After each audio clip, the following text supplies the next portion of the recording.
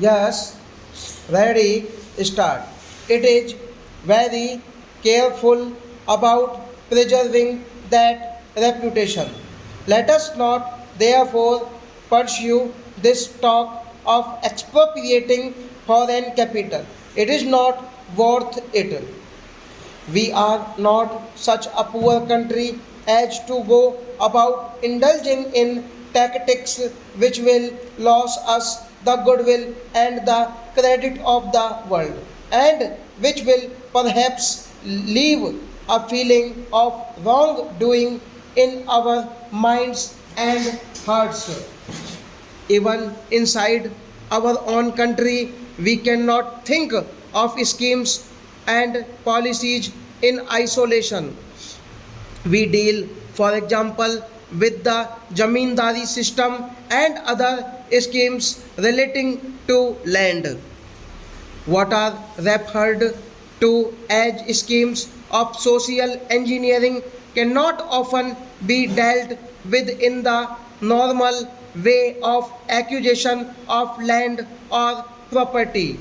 We cannot acquire the whole land at once. We have to go about it gradually. We have to find out about our capacity to pay, and then the payment can be graded. That is when we acquire the property, as we did in the case of jamindars. The relatively poor jamindar gets full compensation 100%. Another person may get about 80%, the third 70, and the fourth 60. There is no trouble there. But let us look at the industrial and business ventures. We are acquiring the Imperial Bank. So far as I know, we are paying pretty full compensation in whatever form it may be. By not doing so, we may save a little money here and there, but it will injure us.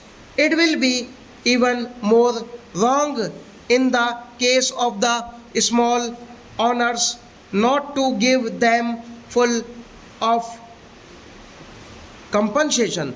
I am surprised that one of these minutes of dissent hints that we are out to harm the small owners. I submit that it is an unfair charge. Nobody can do it. How can we, this parliament or this government, can anybody conceive of this parliament or any other legislature going out to harm the small owners? The self interest of the average member will shout out against such a step, if nothing else. Coming to industrial policy, our approach is that the government should never acquire any old plant except for the purpose of holding some strategic point for the benefit of planning. The reasons behind this approach are obvious. We are an underdeveloped country. Industrially speaking, we want to industrialize the country. We want hundreds of factories to go up in every corner of the country. Stop.